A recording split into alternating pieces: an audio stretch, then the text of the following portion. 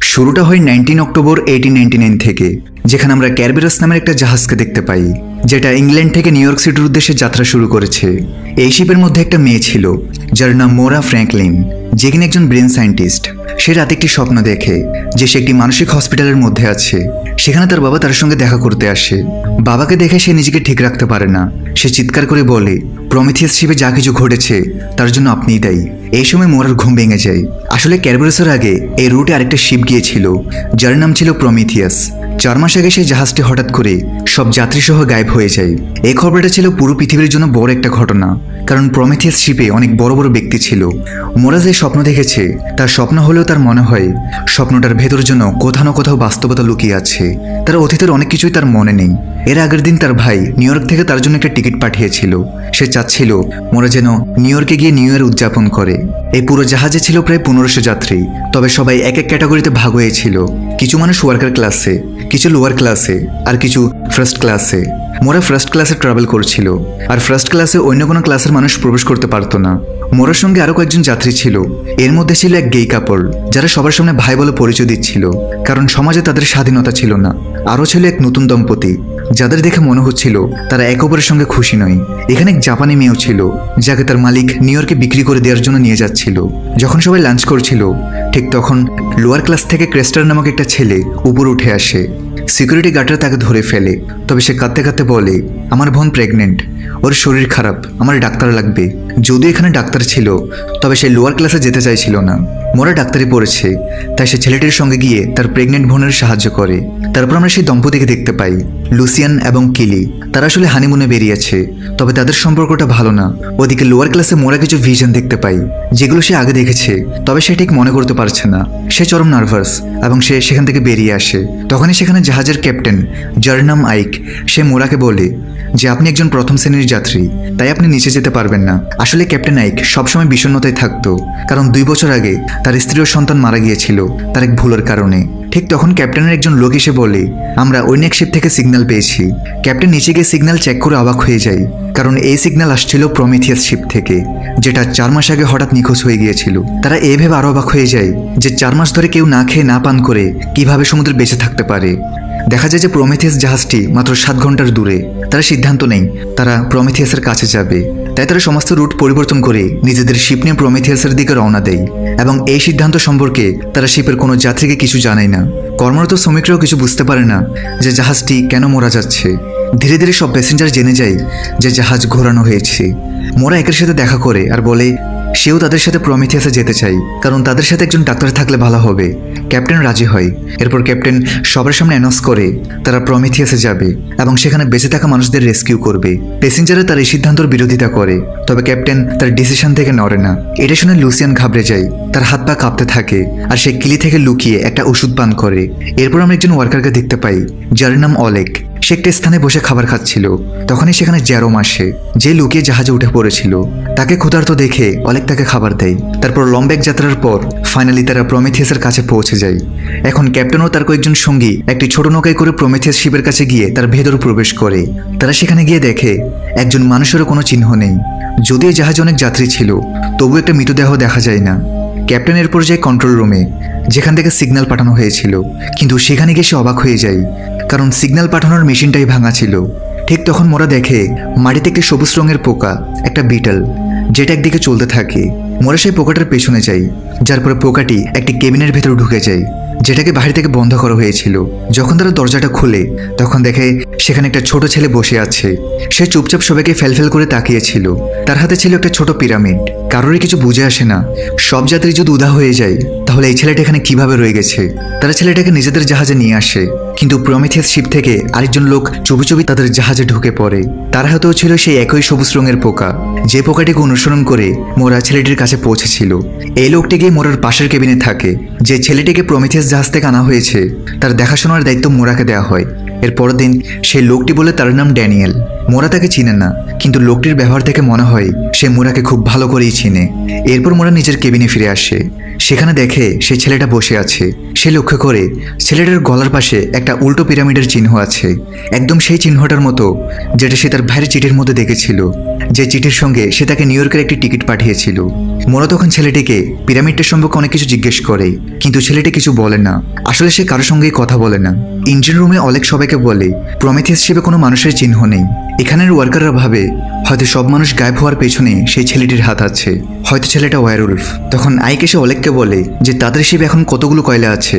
এরপর সে মোরার কাছে গিয়ে তার সাথে ডিসকাস করে যদি প্রমিথিয়াসে অন্য কোনো যাত্রী না থাকে তাহলে তাদের সিগন্যাল কে পাঠিয়েছিল। এগুলো ভাবার সময় হঠাৎ সে তার মেয়ের আওয়াজ শুনতে পায়। সে আওয়াজটির পিছু করে। নিচে ক্রেস্টারের বোন গ্রেটা আমেরিকা যাওয়ার পর ডাক্তার হতে চায়। গ্রেটা সেখান থেকে যেতেই ফার্স্ট ক্লাস থেকে অ্যাঞ্জেল তাকে নিজের সিগারেট কেস গিফট করে। ক্রেস্টার কিছু বোঝে ওঠার আগেই সেখানে তার বড় বোন টপ চলে আসে আর বলে সে তার আচরণ যেন চেঞ্জ না করে। এদিকে জ্যারম লুসিয়ানার রুমে যায়, যেখানে সে কিছু জিনিস চেক করে একটা মেডেল তার টেবিলের উপর রেখে দেয়। কিলি আসার আওয়াজ শুনে সে ব্যাডের নিচে লুকিয়ে পড়ে। তারপর কিলি সেই মেডেলটা ডয়ারের ভিতরে ঢুকিয়ে ওয়াশরুমে চলে যায়, আর এই সুযোগে জ্যারম সেখান থেকে পালিয়ে যায়। এদিকে ক্যাপ্টেন সেই আওয়াজের পিছু করতে করতে একটা রুমে পৌঁছায়, যেখানে সে তার পুরো ফ্যামিলিকে দেখতে পায়। সে তার বড় মেয়েকে জড়িয়ে ধরে, কিন্তু তখনই সে পুরো ঘরে আগুন ধরে যায়। আর তখন সে আরেকটা স্থানে পৌঁছায়, যেখানে সে গ্রিন বিটালটা দেখে, যেটা সে প্রমিথিয়াসে দেখেছিল। পোকাটার পিছু করতে করতে সে একটা টানেলে ঢুকে পড়ে, যে টানেলটা শেষ হয় সোজা তার বেডের নিচে। নিজের বেডের নিচে এই সিক্রেট টানেলকে দেখে সে অনেক কনফিউজড। টানেলের দরজাটিতে ট্রায়াঙ্গেল এবং লাইনযুক্ত একটা চিহ্ন ছিল, যে চিহ্নটা পুরো জাহাজে আছে। কোম্পানির চিহ্নতেও রয়েছে, সাথে সেই ছেলেটির গলায়ও এবং মোরার ভাইয়ের চিঠিতেও, এমনকি কিলির কানের দুলেও। এই চিহ্নটার অর্থ কি তা আমরা পরে জানতে পারবো। ক্যাপ্টেন সুজা মোরার রুমে এসে সেই ছেলেটাকে জোরে ধরে তাকে প্রমিথিয়াস শিপের ব্যাপারে জিজ্ঞেস করে। আইকের এই আচরণ দেখে মোরা তাকে রুম থেকে বের করে দেয় আর বলে সে এখন ঠিকভাবে ভাবতে পারছে না, তার বিশ্রাম প্রয়োজন। এদিকে শিপের লোকেরা জেরমকে ধরে ফেলে আর তাদের মধ্যে প্রচণ্ড লড়াই শুরু হয়। ড্যানিয়েলকে দেখা যায় সে তার কাছে থাকা সেই সবুজ বিটালটি লোয়ার ক্লাসে ছেড়ে দেয়, আর সেটার সাহায্যে সে গ্রেটাকে উপরে নিয়ে আসে। ড্যানিয়েল তার থেকে অ্যাডভান্স ক্ষমা চায়, হয়তো সে গ্রেটার ক্ষতি করতে যাচ্ছে। এরই সঙ্গে জাহাজের সব কম্পাস যেগুলো দিক নির্ধারণে সাহায্য করে সেগুলো নষ্ট হয়ে যায়। এরপর ক্যাপ্টেন আবারও সবার সামনে একটা অ্যানাউন্স করে যে তারা প্রমিথিয়াস জাহাজকে নিজেদের শিপের সাথে বেঁধে আবার ইউরোপে নিয়ে যেতে যাচ্ছে। এটা শুনে সব প্যাসেঞ্জারের মাথা গরম হয়ে যায়। মিসেস উইলসন বলে বেশিরভাগ প্যাসেঞ্জাররা চাই আপনি নিউ ইয়র্কের যাত্রা কন্টিনিউ করুন। এদিকে শিপের বেশ কিছু সদস্য চাই তারা ক্যাপ্টেনের বিরুদ্ধে গিয়ে সেই ভৌতিক প্রমিথিয়াস জাহাজটাকে ডুবিয়ে দিবে। আর জাহাজের একজন সদস্য সেবাস্টিয়ানকে কেউ সিক্রেটলি ট্রায়াঙ্গেল সিম্বলযুক্ত কিছু মেসেজ পাঠাচ্ছে। এরই মাঝে ক্যাপ্টেন জাহাজের উপর গ্রেটার লাশ দেখতে পায়। তার মনে হয় এর মৃত্যুর পেছনের কারণ প্রমিথিয়াস। তারা বুঝতে পারে সবকিছুর মধ্যে গভীর রহস্য রয়েছে। তাই ফিরে যাওয়ার আগে শুধু ক্যাপ্টেন আর মোরা আবারও একবার প্রমিথিয়াস শিপে যায়, যেখানে রুমের বেডের নিচে টানেল রয়েছে। তবে ভেতরে গিয়ে তারা দেখে যাওয়ার কোনো রাস্তা নেই, বরং অদ্ভুতভাবে সবদিকে কালো টাইলস দিয়ে ঘেরা। এদিকে মোরা না থাকায় ছেলেটির কাছে ড্যানিয়েল আসে। আসলে ড্যানিয়েল ছেলেটিকে চেনে এবং তার একটা মিশন এখানে এসেছে।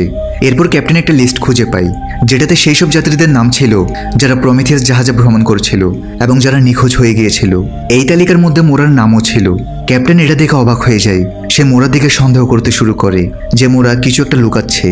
যদি সে সত্যিই 4 মাস আগে প্রমিথিয়াস জাহাজে রওনা দেয়, তবে সে বেঁচে ফিরে এলো কিভাবে, আর আবার একই যাত্রা এলো কেন? ক্যাপ্টেন এ বিষয়ে মোরাকে কিছুই বলে না।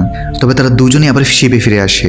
সেখানে ক্যাপ্টেন জানতে পারে লোয়ার এবং তার কিছু সদস্যরা বিদ্রোহ করে ফেলেছে, কারণ তারা এই ট্রিপের জন্য অনেক কষ্ট করে টাকা জোগাড় করেছিল। এর উপর এখানে একজন মেয়ের মৃত্যু হয়েছে। তারা বলে যাকে তোমরা প্রমিথিয়াস থেকে নিয়ে এসেছো সে অভিশপ্ত, তাকে সমুদ্রে ছুঁড়ে ফেলে দেওয়া উচিত। মোরা এটা চায় না, কিন্তু কেউ তার কথা শোনে না। তাই ক্রেস্টারের মা অবশেষে ছেলেটাকে সমুদ্রে ফেলে দেয়। ছোট্ট একটা ব্রেক দিয়ে আবার মূল ভিডিওতে ফিরে যাচ্ছি। বর্তমানে বিশ্বের অন্যতম জনপ্রিয় বিশ্বস্ত অনলাইন বুকমেকার প্ল্যাটফর্মের সাথে তোমাদের পরিচয় করে দিতে চাই, যার অফিসিয়াল পার্টনার হচ্ছে সিরিয়া এবং পিএসজি। এই অ্যাপে তুমি সমস্ত লাইভ ম্যাচের ফলাফল এবং লাইভ ম্যাচ দেখতে পারবে, এমনকি তুমি স্কোর অনুমান করতে পারবে। এই অ্যাপে রয়েছে ক্র্যাশ গেম থেকে শুরু করে online salt, live match streaming এবং রিয়েল টাইম গেমিং, যেখানে তুমি আইফোন, ল্যাপটপ এমনকি বিএমডাব্লিউর মতো পুরস্কার জিততে পারো। কিন্তু সবার সেরা পছন্দ অবশ্যই চিকেন রোড। এই গেমটি খেলে সবাই দারুণ এনজয় করে, তাই যদি তুমি এখন এটি ট্রাই করে না থাকো তাহলে মিস করছো। আর সবচেয়ে ভালো বিষয় হচ্ছে নতুন ইউজাররা আমার প্রোমো কোড ব্যবহার করে সাইন আপ করলে 26,000 টাকা পর্যন্ত বোনাস এবং ফ্রি স্পিন পেতে পারে। আর যেটা টাকা তুমি চাইলে বিকাশ, রকেট, নগদ ব্যাংক এবং অন্যান্য সহজ পদ্ধতির মাধ্যমে খুব সহজেই তুলে নিতে পারো। তাহলে আর দেরি কিসের? রেজিস্ট্রেশনের জন্য পিন কমেন্টে থাকা লিঙ্কে ক্লিক করো অথবা গুগলে গিয়ে অনুসন্ধান করো আর রেজিস্ট্রেশনের সময় প্রোমো কোড ব্যবহার করে বোনাস পাও। এটি শুধুমাত্র একটি বিজ্ঞাপন। এই ধরনের অ্যাপে আর্থিক ক্ষতির সম্ভাবনা আছে, তাই এই ধরনের অ্যাপ থেকে দূরে থেকো। মোরা ক্যাপ্টেনের কাছে সাহায্য চাই, কিন্তু ক্যাপ্টেন বলে, তুমি একজন মিথ্যাবাদী, তুমি তো নিজেই প্রমেথিয়াসে ছিলে। মোরা কিছুই বুঝে উঠতে পারে না। তবে এই সময় সবচেয়ে বড় সমস্যা দাঁড়ায় এই শিপ এক জায়গায় আটকে আছে। এটি শুধু প্রমেথিয়াস শিপের চারপাশে ঘুরে বেড়াচ্ছে। সবাই যখন চিন্তায় ডুবে থাকে তখনই হঠাৎ কেবিনের ভেতর থেকে ঠকঠক শব্দ আসে, আর পরের মুহূর্তেই সেই ছেলেটি বের হয়ে আসে, যাকে কিছুক্ষণ আগেই সমুদ্রে ফেলে দেওয়া হয়েছিল। তার হাতে তখন সেই ছোট পিরামিডটা ছিল। সে মোরার কাছে যায় আর মোরা অজ্ঞান হয়ে যায়। এখন সব যাত্রীদের বিশ্বাস হয়ে যায় যে এই ছেলে অভিশপ্ত, তাকে আটকে ফেলা হয়। এখন জাহাজের সব যাত্রী দুই দলে ভাগ হয়ে গেছে। একটা দল ক্যাপ্টেনের, যারা ইংল্যান্ডে ফিরে যেতে চায়, এবং আরেকটা দল লোয়ার ক্লাসের, যারা নিউ ইয়র্কে যেতে চায়। সবাই অনেক বেশি উত্তেজিত। এমনকি সে গর্ভবতী তরুণী যাকে মোরা শুরুতে চিকিৎসা করেছে, সে সিদ্ধান্ত নেই সে ক্যাপ্টেনের দলে যোগ দেবে, কারণ অন্য দলটি খুব বেশি হিংস্র। এই সময় মোরার জ্ঞান ফিরে আসে। সে জানতে পারে ছেলেটিকে আটকে রাখা হয়েছে। সে ছেলেটিকে মুক্ত করতে যায়, কিন্তু সবাই তার বিপক্ষে দাঁড়ায়। তারা তাকে গুলি করার হুমকি দেয়। তবুও যখন মোরা ছেলেটিকে ছাড়াতে যায়, তখনই হঠাৎ একজন গুলি চালিয়ে দেয়। গুলিটা মোরার দিকে ধেয়ে আসে। ড্যানিয়েল তাকে বাঁচাতে দৌড়ায়, কিন্তু এখানে রহস্যময়ভাবে সময় থেমে যায় এবং যে ছেলেটিকে আটকানো হয়েছিল সে নিজেই নিজেকে মুক্ত করে মোরার পাশে এসে দাঁড়ায়। এখন এখানে পুরো সময় থেমে যায়, শুধু মোরার ছেলেটিকে ছাড়া। ছেলেটি মোরার হাত ধরে বাইরে নিয়ে যায়। এরপর একটি কক্ষে নিয়ে গিয়ে মোরা তাকে জিজ্ঞেস করে, আমি কিছুই বুঝতে পারছি না, এখানে কি হচ্ছে? তুমি বারবার কিভাবে ফিরে আসছো? ছেলেটি কাগজে লিখে জানাই, আমি কিছু বলতে পারবো না, কারণ তারা আমাদের সবসময় দেখছে আর শুনছে। তোমাকে শুধু আমাকে অনুসরণ করতে হবে। মোরা সব প্রশ্নের উত্তর জানতে চাই, তাই সে ছেলেটির পেছনে হাঁটতে শুরু করে। ছেলেটির হাতে ছিল সেই সবুজ রঙের বিটেল, যেটা শেষবারের ড্যানিয়েলের কাছে ছিল, যেটা সে লোয়ার ক্লাসে ছেড়ে দিয়েছিল আর যার কারণে একজনের মৃত্যু হয়েছিল। এবার ছেলেটি যখন সেই বিটেলটি মাটিতে রাখে, তখন একটি পোর্টাল খুলে যায়। মোরা সেই পোর্টাল দিয়ে বেরিয়ে তার মেমোরিতে থাকা একটা জায়গায় পৌঁছাই, একটা ভিন্ন ডাইমেনশনে। তবে সেই ছেলেটাকে সে কোথাও দেখতে পায় না। এদিকে জাহাজের ভেতর যেখানে সময় থেমে গিয়েছিল তা আবার স্বাভাবিক হয়ে যায়, আর এখন জাহাজে এক অদ্ভুত শব্দ শোনা যেতে শুরু করে, এক ধরনের সাইরেন। আওয়াজটা জাহাজ জুড়ে ছড়িয়ে পড়তে শুরু করে। ক্যাপ্টেন লক্ষ্য করে যে মোরার ছেলেটি আর সেখানে নেই। সে ড্যানিয়েলকে দেখে বলে, তোমাকে তো আমি কখনোই জাহাজে দেখিনি, তুমি নিশ্চয়ই মোরার সেই ছেলেটির সঙ্গে মিলে আছো। সে ড্যানিয়েলকে ধরে ফেলে, কিন্তু ঠিক তখনই টপ বলে উঠে, এখন একে অপরের সঙ্গে লড়াই করার সময় না, আমাদের আগে জানতে হবে কিভাবে এখান থেকে বের হওয়া যাবে। এরই মাঝে জাহাজের ভেতর ছড়িয়ে পড়ে সে অদ্ভুত শব্দ সব যাত্রীকে হিপনোটাইজ করে ফেলে, আর সবাই একসাথে জাহাজের উপরে যেতে থাকে এবং এক এক করে সাগরে ঝাঁপ দিতে শুরু করে। জাহাজের প্রত্যেক মানুষ নিজেদেরকে শেষ করে দিচ্ছে, যার মধ্যে ক্রেস্টারও নিজেকে শেষ করে দেয়। ড্যানিয়েল এসব দেখে হতবাক। সে দৌড়ে নিচে নেমে যায়, আর সে তার কাছে থাকা সবুজ বিটালটা দিয়ে সেই একইভাবে পোর্টাল খোলে, আর মোরা যেখানে পৌঁছেছিল সে ওই জায়গাটায় পৌঁছায়। সেখানে সে ছেলেটাকে দেখে। মোরা সেই বিল্ডিংয়ের ভেতরে গিয়েছে। ছেলেটার এই কর্মকাণ্ড দেখে ড্যানিয়েল অনেক ডিসঅ্যাপয়েন্টেড। তবে ছেলেটার আশা ছিল হয়তো এখন মোরার স্মৃতি ফিরে আসবে, কারণ এর আগে তারা এত দূর আসেনি। এবার হয়তো তারা সফল হবে, কিন্তু আনফর্চুনেটলি এখানে আনার পরও তার স্মৃতি ফিরে আসেনি। ড্যানিয়েলকে এখন সেই শিপটি ডোবার আগেই সবকিছু ঠিক করতে হবে। এদিকে হিপনোটাইজ হওয়া থেকে বাঁচার জন্য সবাই নিজেদের রুমের মধ্যে বেঁধে ফেলে। জ্যারম লুসিয়ানকে গান পয়েন্ট করে তাকে কিলিয়েও নিজেকে বেঁধে ফেলে। আসলে জ্যারম আর লুসিয়ান বন্ধু ছিল, তবে লুসিয়ান জ্যারমকে একটা ঘটনায় ফাঁসিয়ে এই জাহাজটা করে পালিয়ে যেতে চেয়েছিল। তবে জ্যারম এই জাহাজে এসে পৌঁছায়। যাই হোক, অন্যদিকে ড্যানিয়েল ইঞ্জিন রুমে গিয়ে স্টিম প্রেসার মেশিনটাকে তার মেকানিক্যাল ডিভাইস দিয়ে হ্যাক করতে থাকে। সময় থাকতে সে যদি সব ঠিক না করে তাহলে সবকিছু আবার রিস্টার্ট হয়ে যাবে। এখানে জানা যায় ড্যানিয়েল তার ডিভাইসের সাহায্যে যে কাউকে অজ্ঞান করতে পারে। এদিকে মোরা সেই বিল্ডিংটিতে পৌঁছাই, যেটা তার স্বপ্নের সেই মেন্টাল হসপিটাল। সে রুম নাম্বার 1011-এ ঢুকে পড়ে, আর সেখানে সে তার পিতাকে দেখতে পায়, যার নাম হেনরি। এরপর আবারও মোরাকে ধরে হেনরি তাকে ব্ল্যাক ইঞ্জেকশন লাগিয়ে দেয়। এগুলো যেন মোরার সাথে আবারও হয়েছে, অর্থাৎ পুনরাবৃত্তি হয়েছে, যে মোরা এটা করলে এটা হবে। এই সব কিছুর জন্য আগে থেকে লেখা আছে। জ্ঞান ফিরলে মোরা দেখে সে তার রুমে আছে। সে সেখান থেকে বেরিয়ে আসে। তখন ক্যাপ্টেন তাকে জিজ্ঞেস করে সে ছেলেটা কোথায় গেল। মোরা তাকে বলে সেই ছেলেটার হাতে একটা পিরামিড আছে, যেটার কারণে সে সময়কে থামিয়ে দিতে পারে। মোরা আরও জানায় যে তার পিতা হেনরি সেই হয়তো সবকিছু কন্ট্রোল করছে। আসলে তার পিতা থেকে মানুষদের ব্রেন নিয়ে জানার জন্য আগ্রহ ছিল, অর্থাৎ মানুষের ব্রেন কিভাবে কাজ করে মানুষের চিন্তাভাবনা কিভাবে কাজ করে সবকিছু জানার প্রতি তার বেশি আগ্রহ ছিল। আর মোরা মনে করছে যে সম্ভবত তার বাবা এই জাহাজগুলো কিনেছে যাতে সে জাহাজে থাকা প্যাসেঞ্জারের উপর এক্সপেরিমেন্ট করতে পারে। আসলে মোরার বাবার জীবনে সবচেয়ে গুরুত্বপূর্ণ ছিল মোরার মা, কিন্তু যখন মোরা জন্মায় তার মায়ের মানসিক অবস্থা খারাপ হতে শুরু করে। তারপর তিনি নিজের স্ত্রীর জন্য একটি মানসিক হসপিটাল বানায়, যেখান থেকে এখন মোরা ফিরে এসেছে। আইক এখানে রিভিল করে যে প্রমিথিয়াসের প্যাসেঞ্জার লিস্টের নিচে তার সাইন করা, অর্থাৎ সে প্রমিথিয়াস শিপের ক্যাপ্টেন ছিল। তার এখানে কি হচ্ছে কিছুই বুঝতে পারছে না। এই সময় সে দেখে আবার সেই সবুজ বিটল। তারপর সে ঠিক সেই একই প্রক্রিয়া অনুসরণ করে ক্যাপ্টেনের ব্যাডের নিচের সুড়ঙ্গেতে যায়, আর তারা সোজা ক্যাপ্টেনের মেমোরিতে পৌঁছায়। জি হ্যাঁ, ব্যাডের নিচে বানানো এই টানেল প্যাসেঞ্জারদের মেমোরিজ, স্পেশালি তাদের ডার্ক মেমোরিজ। মোরা জানাই তার ব্যাডের নিচেও এমন একটা টানেল আছে। যাই হোক, তাদের সামনে এখন আইকের সেই বাড়িটা যেখানে তার স্ত্রী আর সন্তানের মৃত্যু হয়েছিল। অন্যদিকে জাহাজের ড্যানিয়েল সে অদ্ভুত শব্দটি বন্ধ করে দেয়, যার কারণে সবাই হিপনোটাইজ হয়ে পড়েছিল। কিন্তু এখন পরিস্থিতি ভয়াবহ। এই জাহাজে 1500 জন মানুষ ছিল, কিন্তু এখন মাত্র কয়েকজন বেঁচে আছে। বাকি সবাই সাগরে ঝাঁপ দিয়ে মারা গেছে। এদিকে সেবাস্টিয়ান সে ছেলেটিকে খুঁজে বেড়াচ্ছিল, কিন্তু সে তাকে কোথাও খুঁজে পায় না। অন্যদিকে মোরার বাবাকে দেখা যায় সে একটি মহলে তার কক্ষে বসে থাকে, আর তার জানালার বাহিরের দৃশ্য দেখা যায় যেখানে একটি বিশাল আকৃতির ব্ল্যাক পিরামিড ছিল, একদম সেই ছোট মডেলটার মতো যেটা সেই ছেলেটার হাতে ছিল। আর এখানে এই ব্ল্যাক পিরামিডের পাশে পৃথিবী যেন একদম ধ্বংস। এখন এটা কোন জায়গা? সব পিরামিডগুলো কালো কেন? এবং এখানে সবকিছু ডার্ক কেন? সাথে শিপের মধ্যে কি হচ্ছে, কেন হচ্ছে, এই সবকিছু আমাদের শেষে ক্লিয়ার হয়ে যাবে। যাই হোক, কন্ট্রোল রুমে সবাই ডিসকাস করে যে তাদের কি করা উচিত। ইতিমধ্যে তাদের সবচেয়ে বড় সমস্যা হলো জাহাজের ইঞ্জিন বন্ধ হয়ে গিয়েছে। তাদের জাহাজ এক জায়গায় দাঁড়িয়ে আছে। এখন কি হবে? টপ থেকেও তার মায়ের কথা সত্যি মনে হচ্ছে যে অবশ্যই ওই ছেলেটা একটা অভিশপ্ত ছেলে। এমন পরিস্থিতিতে সবাই এখন ক্যাপ্টেনের বিরোধিতা করার কথা ভুলেই যায়। সবাই এখন ক্যাপ্টেনের কথা মানতে রাজি। তাই ক্যাপ্টেন সবাইকে তাদের কাজ বুঝিয়ে দেয়। আইকে এবং মোরা ছেলেটাকে খুঁজতে বের হবে। অলেকের সাথে অর্ধেক লোক ইঞ্জিনকে রিস্টার্ট করতে যাবে, আর বাকিরা সার্ভাইভারদের খুঁজবে। সবাই খেয়াল করে তাদের জাহাজের মধ্যে অদ্ভুত এক ধরনের ব্ল্যাক ম্যাটেরিয়াল বের হতে আছে, যেটা ক্রমাগত বড় হতে আছে। ড্যানিয়েল ভুলেও কাউকে এটা স্পর্শ করতে মানা করে। মোরা টানেলের সাহায্যে আইককে নিজের মেমোরিতে নিয়ে যায়। মোরা জানাই এই মেন্টাল হসপিটাল তার বাবা বানিয়েছিল।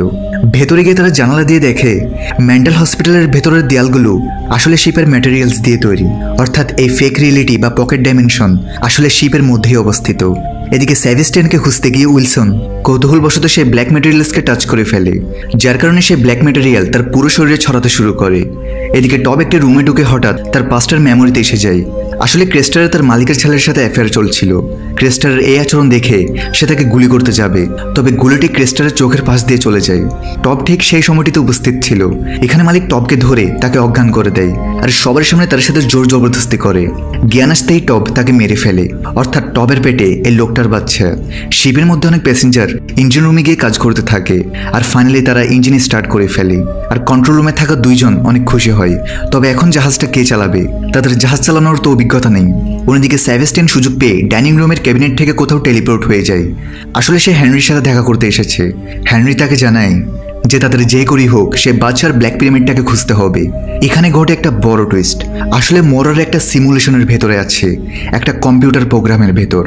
মোরা যেমনটা ক্যাপ্টেনকে জানিয়েছে যে তার বাবা জাহাজকে কিনে প্যাসেঞ্জারের উপর এক্সপেরিমেন্ট করে, তাহলে হতে পারে এটাই হচ্ছে হেনরির এক্সপেরিমেন্ট, যেখানে সে তাদের সিমুলেশনের মধ্যে পাঠিয়ে এক্সপেরিমেন্ট করছে। আর জানা যায় সিমুলেশনটা 8 দিন ধরে চলে। 8 দিন পার হয়ে গেলে আবার সবকিছু রিস্টার্ট হয়ে যাবে, সবকিছু প্রথম থেকে শুরু হবে। এই সবকিছু অনেক বড় একটা রহস্য যা আমরা শেষে জানতে পারবো। ওদিকে মেন্টাল হসপিটালেও ব্ল্যাক ম্যাটেরিয়ালসটা ছড়াতে শুরু করে। তখনই সেখানে ড্যানিয়েল পৌঁছায়। ড্যানিয়েলকে দেখে সেখানে দুজন প্রচণ্ড অবাক হয়, কারণ এরা এসেছে পোর্টালের সাহায্যে। তাহলে ড্যানিয়েল এখানে কি করছে? ক্যাপ্টেন বলে তুমি আগে থেকে সবকিছু জানতে, চলো এখন আমার সাথে। তবে ড্যানিয়েল ক্যাপ্টেনের উপর আক্রমণ করে তাকে ভিন্ন কোনো লোকেশনে টেলিপোর্ট করে দেয়। ড্যানিয়েল তাকে বারবার বোঝানোর চেষ্টা করে যে প্লিজ নিজের পাস্টকে মনে করার চেষ্টা করো। ড্যানিয়েল মোরাকে বলে যে সে তার হাজব্যান্ড, কিন্তু মোরা ড্যানিয়েলের দিকে বন্দুক তাক করে। ড্যানিয়েল তাকে দেখে বলে তুমি কিছুই মনে করতে পারো না, আমাদের বিয়ের 12 বছর হয়ে গেছে। মোরা তার কথায় বিশ্বাস করে না। তার মনে হয় ড্যানিয়েল তার জন্য বিপদ। সে ড্যানিয়েলকে একটি রুমে আটকে রাখে আর নিজে সেখান থেকে বেরিয়ে যায়। বের হওয়ার পর তার হাতে থাকা বন্দুকটি সে জোরে ছুঁড়ে ফেলে দেয়, যেটা একটি কাচের দেয়ালে আঘাত করে। তখনই মোরা জানতে পারে বাহিরের দুনিয়া ফেক ডিসপ্লে দিয়ে ঘেরা। মোরা এটা দেখে আরও অবাক হয়ে যায়। ইন্টারেস্টিংলি দেখা যায় হেনরি এই সব কিছু তার মনিটর দিয়ে দেখছে। আসলে হেনরির কক্ষের একটি দেয়ালে অনেকগুলো মনিটর লাগানো, যেগুলো দিয়ে মোরার পিতা হেনরি প্রত্যেক জায়গার উপর নজর রাখছে।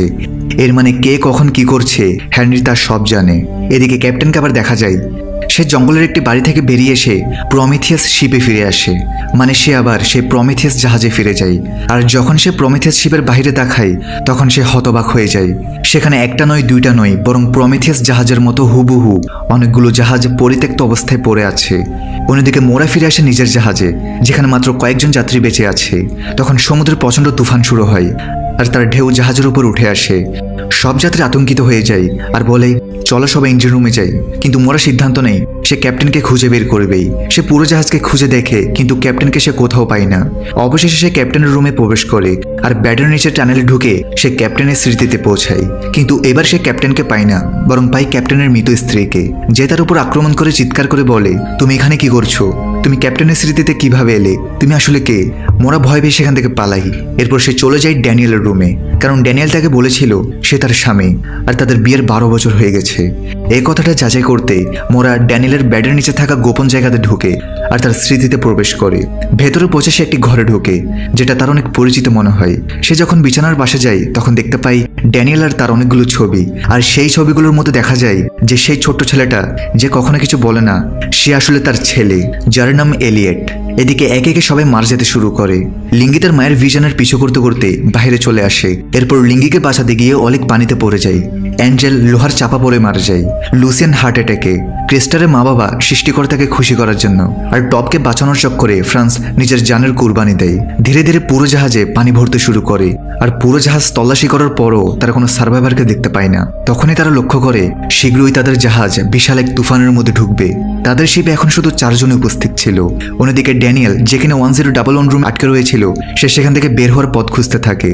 আর অবশেষে সে দেয়ালে থাকা প্যানেলগুলো খুলে শিপের ওয়ারিং সিস্টেমে ঢুকে পড়ে। এই মাইজালটা পার করার সময় ড্যানিয়েল সব প্যাসেঞ্জারের স্মৃতিতে হয়ে যেতে থাকে আর অবশেষে সে মোরার স্মৃতিতে পৌঁছায়। তার সামনে একটি কবর ছিল, তবে এর পরের মুহূর্তে দেখা যায় সেটার নিচে একটা রুম ছিল যেটাতে এলিয়েট লুকিয়েছিল। আসলে তারা দুজন এখানে যা হচ্ছে সব জানে। তারা জানে পুরো জায়গাটা ধ্বংস হয়ে যাবে। তারা প্রথম থেকে চেষ্টা করে যাচ্ছে যেন মোরার সবকিছু মনে চলে আসে, এবং তাদের কথা শুনে জানা যায় যে সবকিছু অনেকবার হয়েছে। তারা একটা লুপের মধ্যে রয়েছে। লুপ হচ্ছে একই জিনিস বা একই ঘটনা বারবার হওয়া। তাদের লুপটা 8 দিনের। 8 দিন হয়ে গেলে আবার নতুন করে 8 দিন শুরু হবে। এভাবে চলতে থাকে। এই জন্যই তো ড্যানিয়েল তাড়াহুড়া করছে যেন মোরার জ্ঞান ফিরে আসে 8 দিনের মধ্যেই। আর আজ 7ম দিন। তাই ড্যানিয়েলকে যে করেই হোক মোরাকে এই ফেক রিয়েলিটি থেকে বের করতে হবে। এলিয়েট বলে তুমি আমার চিন্তা করো না, আমি এখানে নিরাপদে আছি। সে একটি আংটি ড্যানিয়েলকে দেয় আর বলে এটা মোরাকে দিয়ে দিও। আসলে এটা তাদের ওয়েডিং রিং। এরপর ড্যানিয়েল সেখান থেকে বেরিয়ে আবার জাহাজে ফিরে আসে। তবে সে তাকে জাহাজে দেখতে না পেয়ে বুঝতে পারে যে মোরা নিশ্চয়ই তার স্মৃতির ভেতরে আছে। তাই সে নিজের ব্যাডের নিচে সে গোপন জায়গায় প্রবেশ করে আর তার মোরার সঙ্গে দেখা হয়ে যায়। মোরা এখন নিশ্চিত ড্যানিয়েলই তার স্বামী। ড্যানিয়েল তাকে সব ব্যাখ্যা করে যে এই সব কিছু চোখের ধোঁকা। এখানে একটা গেম চলছে যেটা আমাদের শেষ করতে হবে, তা না হলে এটা আবার শুরু হয়ে যাবে। এই গেমে জিততে হলে আমাদের সেই চাবিটা দরকার যেটা মোরা লুকিয়ে রেখেছে। চাবি দিয়ে সেই পিরামিডটা খুলতে হবে যেটা আমাদের ছেলের কাছে ছিল, তাহলেই সবকিছু শেষ হবে। মোরা বলে চাবি সম্পর্কে আমার কিছুই মনে নেই, তবে এখন যেহেতু মোরা তার অতীতের ব্যাপারে অনেক কিছু জানতে পেরেছে তাই একটু পরেই তার সহজে মনে পড়ে যায়। আর সে বলে আমার ভাই যে চিঠি পাঠিয়েছিল সেই চিঠির সঙ্গে একটি টিকিট আর চাবি ছিল। সেই চাবিটা আমার পেন্ডেন্টে লাগিয়ে ফেলেছিলাম আর সেই পেন্ডেন্ট এখনো আমার কাছে আছে। মোরার এটাও মনে পড়ে যায় তার বাবা মেন্টাল হসপিটালে এই চাবিটা সম্পর্কে জিজ্ঞেস করছিল। অন্যদিকে সেভেস্টিয়ান শিপের এক জায়গা থেকে একটা ডিভাইস বের করে সেটার সাহায্যে এলিটকে খুঁজে পায়। সেভেস্টিয়ান মোরার মেমোরিতে গিয়ে এলিটকে কিডন্যাপ করে নেয়, যেটা তারা এতদিন সব লুপে চেষ্টা করে যাচ্ছিল। আর অবশেষে আজ তারা এলিয়েটকে কিডন্যাপ করতে পেরেছে। সাথে এখন ব্ল্যাক পিরামিড হেনরির হাতে। হেনরি সেই স্ক্রিনগুলো দেখে বলতে থাকে যে সব মানুষরা সিমুলেশনে শুধু নিজেদের ইমোশনের জন্য নিজেদের প্রাণ হারায়। তারা যদি ইমোশনের বদলে লজিককে বাছাই করতো তাহলে অ্যাটলিস্ট নিজেদের জীবন বাঁচাতে পারত এবং তাদের সেই সিমুলেশন থেকে বের হওয়া অনেক সহজ হয়ে যেত। আসলে কেউ না জানলেও হেনরি জানে তারা সিমুলেশনে আছে, এমনকি সেও সিমুলেশনে আছে আর সে ওটা থেকে বের হতে চায়। যেটা করতে তার থেকে সেই চাবিটা প্রয়োজন।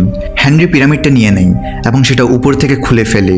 পিরামিডের ভেতরে একটা কিউ হোল ছিল যার চাবিটা মোরার কাছে আছে। এই সময় মোরার ড্যানিয়েল রয়েছে তাদের শিপে। ড্যানিয়েল তার ডিভাইস দিয়ে এই জাহাজের ফাংশনগুলোকে চেঞ্জ করার চেষ্টা করে, সেগুলো নষ্ট করার চেষ্টা করে। সাথে সেই মোরাকে জানাই যখনই সিমুলেশনগুলো শেষ হয় তখনই জাহাজগুলো একটা স্থানে গিয়ে জমা হয়, যেখানে আমরা ক্যাপ্টেনকে দেখেছিলাম, যেখানে তার আশেপাশে অনেকগুলো জাহাজ ছিল। আর সেখানে অনেক জাহাজ থাকা তাদের অনেকবার সিমুলেশনে আটকে থাকার প্রতি ইঙ্গিত দেয়। ড্যানিয়েল আরও জানাই যখন একটা সিমুলেশন শেষ হয় তখন প্রত্যেকটা মানুষ তো ভুলে যায় যে কি হয়েছিল, কিন্তু কোনোভাবে ড্যানিয়েল সেই ডিভাইসের সাহায্যে নিজেকে বাঁচিয়ে রেখেছে, যার কারণে সবাই সবকিছু ভুলে গেলেও তার সবকিছু মনে রয়েছে। যাই হোক, এখন তাদের সর্বশেষ কাজ হচ্ছে এলিয়েটের কাছে গিয়ে পিরামিডের ভেতর চাবি ঢুকিয়ে দেয়া, যার পরে মোরা বাস্তব জগতে জেগে উঠবে। কিন্তু যখনই সে তার রুমে গিয়ে ব্যাডের নিচে টানেলে যেতে চায় তখন সে দেখে সেখানে টানেলের কোনো অস্তিত্ব নেই। তখনই হেনরি তার অফিস থেকে অ্যানাউন্স করে, তোমার সব চেষ্টা ব্যর্থ হয়েছে, সময় শেষ হয়ে এসেছে, এলিয়েট এখন আমার কাছে, আমার দ্রুত সেই চাবিটা চাই, নয়তো আমি তোমার ছেলেকে মেরে ফেলবো। এরপর জাহাজে শাটডাউন কাউন্টডাউন শুরু হয়। সেখানে 1 থেকে 10 সেকেন্ডের একটা কাউন্টডাউন শুরু হয়, আর সমুদ্রের মাঝখানে একটা বড় ফাঁকা স্থান তৈরি হয়। আর সেখানে থাকা বড় পোর্টালটিতে জাহাজটি ঢুকে পড়ে আর সোজা সে স্থানে পৌঁছায় যেখানে সব জাহাজ রাখা আছে এবং যেখানে ক্যাপ্টেন আইক রয়েছে। এরপর সবাই দেখতে পাই ক্যাপ্টেনও তাদের আগে এখানে পৌঁছে গেছে। এরপর আমরা অতীতের একটা দৃশ্য দেখতে পাই যখন সবকিছু নর্মাল ছিল, অর্থাৎ যখন মোরা কোনো সিমুলেশন আটকে ছিল না। ঘরের বাইরে ঘোরার সময় সেই গ্রিন বিটেলটা দেখতে পাই। এলিয়েট মোরাকে বলে যে সেই গ্রিন বিটেলটির নাম অ্যালফ্রেড রেখেছে, এই পোকাটি সবসময় তার প্যাট হয়ে থাকুক, কিন্তু মোরা তাকে বোঝায় কাউকে তার ইচ্ছার বিরুদ্ধে গিয়ে বন্দি করে রাখা উচিত নয়। এরপর সে মোরাকে জড়িয়ে ধরতেই মোরা সেখান থেকে গায়েব হয়ে যায় আর চারদিকে সবকিছু ডার্ক হয়ে যায়। ওয়েক আপ আওয়াজ শুনে এলিয়েটের স্বপ্ন ভাঙে। সে দেখে সে হেনরির অফিসে। হেনরি তাকে একটা সত্য দেখানোর জন্য বাহিরে নিয়ে যায়। তার দাদা তাকে বলে, আমরা সবাই এখানে আটকে আছি, এর জন্য আমি দায়ী নই, বরং তোমার মা দায়ী। এখানে যারা আছে তারা সবাই নিজের ইচ্ছায় এসেছে। সবারই মনে ছিল যন্ত্রণার কষ্টের স্মৃতি, যেগুলো তারা ভুলে যেতে চেয়েছিল। কিন্তু যতই আমরা ভুলতে চাই, কষ্ট স্মৃতি কখনো আমাদের পুরোপুরি ছেড়ে যায় না। ঠিক সেটাই এখানে সবার সঙ্গে ঘটছে। এরপর সে তার নাতিকে একটি ঘরে নিয়ে যায়। সেখানে 2টি ইঞ্জেকশন ছিল, একটা সাদা আর একটা কালো। কালো ইঞ্জেকশন মেমোরি মুছে দেয় আর সাদা ইঞ্জেকশন স্মৃতি ফিরিয়ে আনে। সে তার নাতিকে সাদা ইঞ্জেকশন দিয়ে দেয়, যার পর আমরা জানতে পারি এলিয়েটের একটা ভয়াবহ রোগ হয়েছিল। মোরা তাকে খুব ভালোবাসত, তাই সে তার ছেলেকে হারাতে চায়নি, আর সেই কারণেই সে তার ছেলেকে সিমুলেশনে আটকে রাখতে চেয়েছিল। যদিও ড্যানিয়েল মোরাকে নিষেধ করেছিল এটা না করতে, তবুও মোরা বলে আমরা যদি এটা করি তাহলে আমরা সবসময় একসঙ্গে থাকতে পারবো। এই কারণে সে তার ছেলে, স্বামী আর সেই সব মানুষদের নিয়ে যারা নিজেদের জীবনে ভেঙে পড়েছিল, যাদের ডার্ক পাস্ট তাদের সবসময় বিরক্ত করত, তার এই সিমুলেশন জগতে চলে আসে। অন্যদিকে ড্যানিয়েলকে দেখা যায় যেখানে তার ডিভাইস দিয়ে স্টিম প্রেশার মেশিনের কাছে গিয়ে পুরো সিমুলেশনকে হ্যাক করে ফেলে। আর এদিকে মোরা সবাইকে জানিয়ে দেয় যে সে এই জাহাজ কোম্পানির মালিক হেনরির মেয়ে। সে সবাইকে বোঝানোর চেষ্টা করে যে তারা সবাই সিমুলেশনে আছে, কিন্তু কেউই তো মনে করতে পারছে না তারা এখানে কিভাবে এসেছে, আর না তো তারা বিশ্বাস করছে যে এটা একটা সিমুলেশন। এমনিতেও 1899 সময়ের মানুষরা এগুলো কিভাবে বুঝবে। মোরা সবাইকে জানাই ড্যানিয়েল সবাইকে এখান থেকে বের করার চেষ্টা করছে, সে খারাপ নয়। এদিকে ড্যানিয়েল জাহাজের সিস্টেমকে হ্যাক করার চেষ্টা করার ফলে এই সিমুলেশন জগৎ একেবারে ভেঙে পড়তে শুরু করে। তারপর সেই ব্ল্যাক ম্যাটেরিয়ালটা দ্রুত ছড়িয়ে পড়তে শুরু করে এবং জাহাজের সবকিছু গলে যেতে শুরু করে। সবাই পালাতে শুরু করে আর এই চক্করে একজন আরেকজনের স্মৃতিতে ঢুকে পড়ে। তারপর তারা আবার সেই শিপে ফিরে আসে। এইসব দেখে হেনরি মোরাকে ধরে আনতে বলে। এরপর সেভেস্টিয়ান মোরাদের কাছে পৌঁছায়। তার কাছেও ড্যানিয়েলের মতো সেই ডিভাইসটা ছিল, যেটা দিয়ে সে ক্যাপ্টেনকে অজ্ঞান করে দেয় আর মোরাকে সেখান থেকে তার বাবা হেনরির কাছে নিয়ে আসে। মোরা জানতে চাই তার ভাই কিরণ কোথায়, তবে হেনরি উত্তর না দিয়ে চাবিটা নিয়ে নেয়। এরপর সবকিছু আবার রিস্টার্ট করে দেয়। হেনরি জানায় সে নয়, বরং মোরা নিজেই এই সিমুলেশনের ক্রিয়েটার। এরপর হেনরি এলিটের সাহায্যে তাকে ব্ল্যাক ইঞ্জেকশন লাগিয়ে দেয় যেন সে সবকিছু ভুলে আবার ক্যারবেরসে চলে যায়। এরপর হেনরির অফিসে গিয়ে কিটাকে সেই পিরামিডের ভেতরে লাগিয়ে ঘোরায়, কিন্তু চাবি ঘোরানোর পরেও কোনো কিছু হয় না। এটা থেকে হেনরি বুঝতে পারে ড্যানিয়েল মেন ফ্রেমকে হ্যাক করে সিস্টেম ওভাররাইড করা কোডটাকে চেঞ্জ করে দিয়েছে। এদিকে বাকি প্যাসেঞ্জাররা ইঞ্জিন রুমে গিয়ে পুরো সিমুলেশনটাকে ধ্বংস হতে দেখছিল। অন্যদিকে মোরার জ্ঞান ফিরলে সে সেই কভারটার পাশে নিজেকে দেখতে পায়। কভারের ভেতর গিয়ে তার দেখা হয় ড্যানিয়েলের সঙ্গে। ড্যানিয়েল মোরাকে জানায় সব ইম্পর্টেন্ট অবজেক্ট সে চেঞ্জ করে দিয়েছে, আর ব্ল্যাক কালার ইঞ্জেকশন যেটা লাগানোর পর সে সব ভুলে ক্যারবেরসে চলে যেত, সেটারে সে কোড চেঞ্জ করার কারণে মোরা, ড্যানিয়েল আর মোরার বানানো তাদের প্রথম সিমুলেশনে এসে পৌঁছায়। আসলে এখানে ড্যানিয়েল থেকে হার্ডওয়্যার ও সফটওয়্যারের ব্যাপারে ভালো নলেজ ছিল, আর এখানে ঘটে অনেক বড় একটা টুইস্ট। আসলে তারা যখন সিমুলেশনে আসে তখন বাহিরের রিয়েল ওয়ার্ল্ডে তার ভাই কিরণ পুরো সিস্টেমের কন্ট্রোল নিজের হাতে নিয়ে নেয়। কিরণ এখন সব প্রজেক্টকে কন্ট্রোল করছে আর তাদেরকে একটা গেমের ক্যারেক্টার হিসেবে এখানে আটকে রেখেছে। আর কিরণ নিজে থেকে লোকেশন সেট করে দেয় 1899 ক্যারবেরস নামের একটি জাহাজের মধ্যে। যাই হোক, কিরণ ড্যানিয়েলের কোড ট্র্যাক করার আগেই সে মোরাকে দ্রুত জাগানোর কথা ভাবে। ড্যানিয়েল কোড চেঞ্জ করে ব্ল্যাক পিরামিড আর কিটাকে এলিয়েটের খেলনা পিরামিড আর ওয়েডিং রিংয়ে রিপ্লেস করে দেয়। এরপর মোরা পিরামিডের মধ্যে ওয়েডিং রিংটা প্লেস করে আর তৎক্ষণাৎ তার ঘুম ভেঙে যায়। হোশ আসলে মোরা দেখে সে প্রমিথিয়াস নামের একটা স্পেসশিপে আছে। মোরার মাথায় কিছু ডিভাইস লাগানো। মোরা নিজের স্কেপবোর্ড থেকে বেরিয়ে আসে। সেখানে দেখানো হয় একটা বড় চেম্বার যেখানে অনেক মানুষ রয়েছে। এসব মানুষরা তারা যারা সেই জাহাজে ছিল। স্পেসশিপের ভেতরে এই সকল মানুষ মেশিনের মধ্যে ঘুমন্ত অবস্থায় ছিল আর তাদের জীবন অনেক কঠিন ছিল। তাদের ডার্ক পাস্ট সবসময় তাদের বিরক্ত করত। তাই তারা সবাই মোরার বানানো সিমুলেটর জগৎ বেছে নিয়েছিল, কিন্তু এখন তারা সেখানে আটকে ছিল, অর্থাৎ তাদের কনসিয়াসনেস এখনো সিমুলেশনের ভেতরেই ছিল। তারপর দেখা যায় স্ক্রিনে লেখা ভেসে ওঠে প্রজেক্ট প্রমিথিয়াস, প্যাসেঞ্জার 1423, ক্রু 550 আর ডেট হচ্ছে 19 অক্টোবর 2099। তখনই কেরান একটা টেক্সট মেসেজ পাঠায়, ওয়েলকাম টু রিয়েলিটি। ওকে, এখানে সব ডাউট আনআনসার্ড প্রশ্ন এবং ছোট থেকে ছোট জিনিসগুলোকে ডিটেলে বোঝাচ্ছি। আসলে এখন সময়টা চলছে 2099। গ্লোবাল ওয়ার্মিং এবং যুদ্ধবিদ্রোহের কারণে পৃথিবী এখন প্রায় ধ্বংস। তাই একটা স্টেবল আর হ্যাবিটেবল গ্রহের সন্ধানে অনেক স্পেসশিপ বেরিয়েছে, যেটার মধ্যে একটা হচ্ছে মোরাদের প্রমিথিয়াস, যেখানে মানুষ স্কেপবোর্ডে ঘুমিয়ে একটা লম্বা যাত্রায় বের হয়েছে। তবে এখানে মিশনে এমন কিছু মানুষ ছিল যারা তাদের অতীত ভুলতে চাইতো। তাই তারা মোরাদের প্রজেক্ট প্রমিথিয়াস নামের একটা সিমুলেশনে ঢুকে পড়ে আর কেরান তাদের সেখানে আটকে ফেলে। আর আসলে এখানে কেরান রিয়েল হিউম্যান নয়, বরং একটা এআই, যেটা মোরার ড্যানিয়েল এই সিমুলেশনকে চালানোর জন্য বানিয়েছে। কিন্তু পরে কেরান সব কন্ট্রোল নিজের হাতে নিয়ে নেয় এবং মোরার বানানো সিমুলেশনেই তাকে আটকে দেয়। কেরান যে এআই তার একমাত্র প্রমাণ হচ্ছে কেরান যখন তাকে মেসেজ করেছিল তখন সে এক এক অ্যালফাবেট টাইপ করে বলছিল। আর এটা তখনই হয় যখন কোনো আর্টিফিশিয়াল ইন্টেলিজেন্স কম্পিউটার প্রোগ্রামকে দেখায়। আইরিশ ভাষায় কেরানের অর্থ ডার্ক ওয়ান বা লিটল ডার্ক ওয়ান। এই জন্যই গেমের বাইরের এক্সট্রা জগৎটা, অর্থাৎ হেনরি যেখানে ছিল, অর্থাৎ তাকে যেখানে আটকানো হয়েছিল, সেই জায়গাটা ডার্ক হয়ে রয়েছে আর সব দিকে ধ্বংস। এটা পৃথিবী ধ্বংসের প্রতি ইঙ্গিত দিয়েছিল। আমরা শুরুতে মনে করেছিলাম হেনরি একজন ভিলেন, কিন্তু পরে জানতে পারি সেও বেচারা এখানে আটকে আছে আর সেও বের হতে চায়। তাই মোরা যেহেতু তার বাবাকে পছন্দ করতো না, তাই কেরান গেমের ভেতরেও তাকে মোরার জন্য একটা কঠিন টাস্ক দিয়ে দেয়। তা হচ্ছে মোরা থেকে হেনরির আগে তাকে পিরামিডে চাবি ঢুকিয়ে বের হতে হবে। যদি হেনরি পিরামিডে চাবি ঢুকিয়ে দেয় তাহলে মোরা আর কোনোদিনও বের হতে পারবে না। তাই তো ড্যানিয়েল এলিয়েট ও পিরামিডটাকে ওই কবরের মধ্যে লুকিয়ে রাখে, যেন হেনরি পিরামিডটাকে খুঁজে না পায় আর এলিয়েটকেও ধরে মোরাকে ব্ল্যাকমেল করতে না পারে। শিপের মধ্যে সেই কালো অবজেক্ট ছড়িয়ে পড়া কেরান বা এর ডার্ক এআই সিস্টেমকে দখল করার প্রতি ইঙ্গিত দিয়েছে। কেরানের সার্ভার থেকে হার্ডওয়্যারের লোকেশন এই বড় পিরামিডের ভেতর ছিল, অর্থাৎ এটা মেইন গেটের মতো। তাই তো ছোট পিরামিডের ভেতর চাবি লাগাতে হতো, অর্থাৎ মেইন ফ্রেমের ভেতর। আর এখানে একটা বড় টুইস্ট হচ্ছে, এলিয়েটও কোনো মানুষ নয়, বরং সে একটা ডিজিটাল হিউম্যান, অর্থাৎ এলিয়েটের কোনো অস্তিত্বই নেই। এর প্রমাণ হচ্ছে প্রথম দিকে মোরা ক্যাপ্টেনকে বলেছিল তার বাচ্চা হতে পারবে না, মোরা শুধু তার বাচ্চার সাথে থাকতে চেয়েছিল। তাই সে নিজের ডিজিটাল বাচ্চা বানিয়ে তার সাথে সিমুলেশনে থাকতে শুরু করে। আর সেই গ্রিন বিটাল বা গ্রিন বাগটা একটা সফটওয়্যার বাগ, এমন সফটওয়্যার বাগ যেটার সাহায্যে যে কোনো সিমুলেশনের দরজা বা ব্যাকডোর খোলা যাবে। শিপের মধ্যে সব প্যাসেঞ্জার আর ক্রু মেম্বার থেকে কতজন হিউম্যান রিয়েল আর কতজন এয়ার তৈরি ফেক ক্যারেক্টার ছিল তা আমরা সেকেন্ড সিজনেই জানতে পারবো। তবে একটা চেনা ক্যারেক্টার এয়ার তৈরি তা স্পষ্ট, আর সেটার কেউ নেই বরং অলেক। কারণ প্রথম থেকে একদম শেষ পর্যন্ত সবার একটু হলেও ডার্ক পাস্টটা দেখানো হয়েছে, কিন্তু অলেকের এটা দেখানো হয়নি। এছাড়াও যখন সবাই একে অপর স্মৃতিতে ঢুকে পড়েছিল তখন একটি জায়গায় লিঙ্গি অলেককে একটা কুয়া থেকে কালো তরল পদার্থে ভেজা অবস্থায় দেখতে পাই, যেটা ইঙ্গিত দেয় যে সে কেরানের তৈরি ক্যারেক্টার। এখানে সবচেয়ে বড় প্রশ্ন হচ্ছে, মোরা কি আসলে সিমুলেশন থেকে বের হয়েছে, নাকি 2099টাও একটা সিমুলেশনের পার্ট? আমার থেকে লাগছে না মোরা এখনো 100% সিমুলেশন থেকে বের হয়েছে। এর সবচেয়ে বড় প্রমাণ হচ্ছে এন্ডিংয়ের শটটা। এন্ডিংয়ের শটে আমরা মোরার চোখে ঠিক সেই ট্যাঙ্গেলটা দেখতে পাচ্ছিলাম যেটা স্বপ্ন ভাঙার পর ক্যারবারাসের প্যাসেঞ্জারের চোখে দেখেছিলাম। অর্থাৎ মোরা শুধু একটা সিমুলেশন থেকে আরেকটা সিমুলেশনে জেগেছে।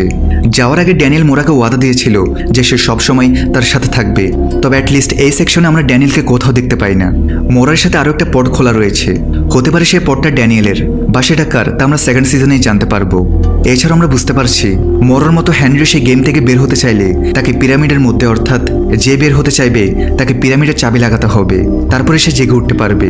কিন্তু বাকি প্যাসেঞ্জাররা কিভাবে জেগে উঠবে, নাকি তাদের কাছে একটা করে চাবি আছে, এটাও আমরা পরের সিজনে জানতে পারবো। মোরা কেন কেরানকে তার ভাই বলেছিল, হতে পারে তাদের প্রমেথিয়াস স্পেসশিপের ক্যাপ্টেন আসলে কিরান, যেখানে তার নামে একটা এআই তৈরি করেছে। সাথে মোরা কি পারবে সবাইকে সেই সিমুলেশন থেকে বের করতে? এই সব কিছু আমরা সিজন 2-তে জানতে পারবো, কিন্তু আনফর্চুনেটলি সিজন 2 ক্যান্সেল করা হয়েছে, তাই আমরা আর কোনোদিনও এরপর কি হবে তা দেখতে পারবো না। আপাতত 50 বা 60% রহস্য আমরা জেনে গিয়েছি। সো এখানেই আজকের ভিডিও ভালো লাগলে লাইক করে দাও। দেখা হবে নতুন কোনো মুভি সিরিজে। সবাই ভালো থাকো, সুস্থ থাকো।